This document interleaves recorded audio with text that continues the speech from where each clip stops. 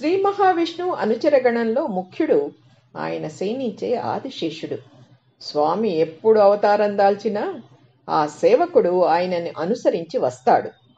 త్రేతాయుగంలో లక్ష్మణస్వామి, ద్వాపర యుగంలో బలరాముడు ఆదిశేషుడి రూపాలేనని, మానవాళికి మార్గనిర్దేశం చేసేందుకు కలియుగంలో పతంజలి మహర్షిగా అవతరించాడని పురాణేతిహాసాలు పేర్కొన్నాయి. పౌరాణిక కథనం అనుసరించి ఇప్పటి కాశ్మీర్ ప్రాంతంలో గోవర్ధం అనే గ్రామం ఉండేది. అక్కడ గోణిక అనే శివభక్తురాలు పరమేశ్వరుణ్ణి భర్తగా భావిస్తూ పెళ్లి చేసుకోకుండా కన్యగా ఉండిపోయింది. ఒకరోజు ఆమె సూర్యభగవానుడికి సరస్సులోని నీటిని దోసెలతో సమర్పిస్తూ సద్గుణవంతుడైన పుత్రుణ్ణి ప్రసాదించమని భారతంలో కుంతిదేవిలా ప్రార్థించింది. సూర్యుడి సంకల్పంతో వైకుంఠంలోని ఆదిశేషుడి అంశ ఆ జలంలో ప్రవేశించింది.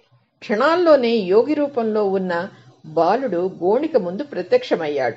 సాధకురాలైన ఆమె దివ్య దృష్టితో విషయాన్ని అర్థం చేసుకుంది. భగవంతుడు ప్రసాదించిన పుత్రుణ్ణి అపురూపంగా పెంచుకోసాగింది.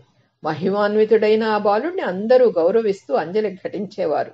అలా అతనికి పతంజలి అనే పేరు స్థిరపడింది. పతంజలి తల్లికి సేవ చేస్తూ ఆమె మార్గాన్ని అనుసరించి శివుణ్ణి పూజించేవాడు. మాతృమూర్తి ఆదేశం మేరకు దక్షిణ భారతానికి వెళ్లి సముద్ర తీరంలో పరమేశ్వరుడి దర్శనం కోసం తపస్సు చేశాడు. పతంజలి తపస్సుకు మెచ్చిన ఈశ్వరుడు ప్రత్యక్షమై వరం కోరుకోమనగా విశ్వరూపాన్ని దర్శింపచేయమని వేడుకున్నాడు. బదులుగా చిదంబర క్షేత్రంలో తన నాట్యాన్ని దర్శించమన్నాడు పార్వతీశుడు. పతంజలి ఆ ఆలయాన్ని దర్శించి నటరాజ తాండవ నృత్యం తిలకించాడు. స్వామి సేవలో తరించాడు.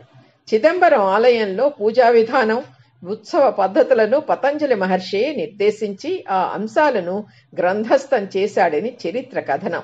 నేటికి అక్కడ ఆలయంలో పతంజలి సూచించిన విధి విధానాల ప్రకారమే పూజాది కార్యక్రమాలు నిర్వహించటం విశేషం. ఆయన ఈ దేవాలయంలోని ఆధ్యాత్మిక సాధనలతో మహర్షిగా మారి పాణిని వ్యాకరణ సూత్రాలకు వ్యాఖ్యానం రాశారు. మరో కథనం ప్రకారం అత్రి అనసూయల కుమారుడే పతంజలి. పతంజలి మహర్షి రూపం విభిన్నమైంది.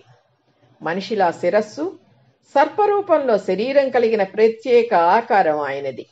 ఆ ముని ఆదిశేషుని అంశాన్ని లోకానికి తెలియజేయడానికి పాము శరీరం, జ్ఞానార్జన కోసం మనిషి శిరోభాగంతో అవతరించాడని పురాణాలు వ్యాఖ్యానిస్తున్నాయి. ఆదిశంకరాచార్యుల గురువు గౌడపాదుడు పతంజలి వద్ద శిష్యరికం చేసి వ్యాకరణ విద్య, యోగ సూత్రాలను అభ్యసించాడని తెలియచేసే కథనం ప్రచారంలో ఉంది. యోగ శాస్త్రానికి భాష్యం రాస్తూ యోగదాత, జ్ఞాననిధి, సర్వ దుఃఖ నాశకుడు, విషధరుడు, ఆదిశేషుడు అవతారుడు, సర్పరూపధరుడు అయిన పతంజలి మహర్షికి వందనాలు అంటూ అంజలి ఘటించాడు వ్యాస మహర్షి. ఏ విషయంలోనూ అతి పనికిరాదని చెబుతూ దేహం గురించి శ్రద్ధ వహించాలి, శరీరాన్ని హింసించుకునేవారు రాక్షసులతో సమానం అని, మితిమీరి తినడం, ఉపవాసాలతో దేహాన్ని శుష్కింపచేయడం, అమితంగా నిద్రించటం, అసలే నిద్రించకపోవడం యోగాభ్యాసానికి తగవు. సర్వత్రా మధ్య మార్గాన్ని అనుసరించాలని సందేశమిచ్చాడు పతంజలి మహర్షి. ఎలాంటి క్లిష్ట పరిస్థితులు ఎదురైనా దిగులు చెందక మనసును ఉల్లాసంగా ఉంచుకుంటే అనారోగ్యాలు దరిచేరవు అన్నాడు. ఎలాంటి క్లిష్ట పరిస్థితులు ఎదురైనా దిగులు చెందక మనసును ఉల్లాసంగా ఉంచుకుంటే అనారోగ్యాలు దరిచేరవని అన్నాడు. మనోవికారాలకు లోనవ్వకుండా ప్రశాంత చిత్తంతో ఉండేవారు ప్రజ్ఞావంతులని, ఆశయాలను సాధిస్తారని స్పష్టం చేశారు. ముఖ్యంగా మనసును ఈ శరీర దృష్టి నుంచి లోతుగా తీసుకెళ్లి ఆత్మస్థితికి ప్రయత్నించడమే యోగ సాధన అని నిర్వచించాడు పతంజలి. శౌచం, సంతోషం, తపస్సు, స్వాధ్యాయం, ఈశ్వర ప్రణిధానం, వీటితోనే జీవితానికి సార్థకత అన్నాడు పతంజలి. శారీరకంగా, మానసికంగా పరిశుద్ధంగా ఉండటం శౌచం. కోరికల వెంట పరుగులు తీయక మనసుకు కళ్ళెం వేసి సంతృప్తిగా జీవించటం సంతోషం. సదాచారాలు, సద్భావనలతో ధర్మబద్ధమైన జీవితాన్ని గడపడం తపస్సు. అంతరంగాన్ని అధ్యయనం చేసుకుంటూ తన ఉద్ధరణకు తోడ్పడే జ్ఞానాన్ని ఆర్జించటం స్వాధ్యాయం.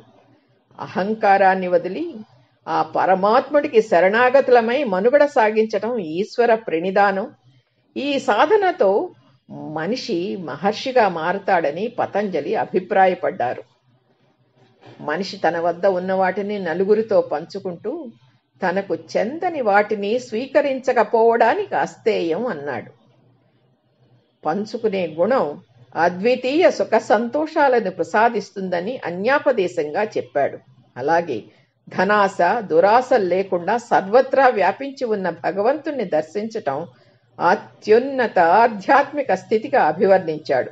యోగ శిక్షణకు ఉపక్రమించే సాధకులు యోగ శాస్త్రంతో మనోదోషాన్ని, శబ్దశాస్త్రంలో వాగ్దోషాన్ని, వైద్య శాస్త్రంతో శరీర దోషాన్ని పోగొట్టిన పతంజలి మహర్షికి నమస్కరిస్తున్నాం అని ధ్యానిస్తారు. అలా నమస్కరించడం ఆ మహనీయుడి పట్ల అంతులేని గౌరవానికి నిదర్శనం.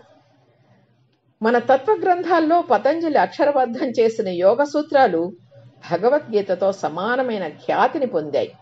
యోగ పితామహుడిగా ప్రసిద్ధుడైన ఆయనను ఆదిశేషుడి అవతారంగా భావిస్తారు.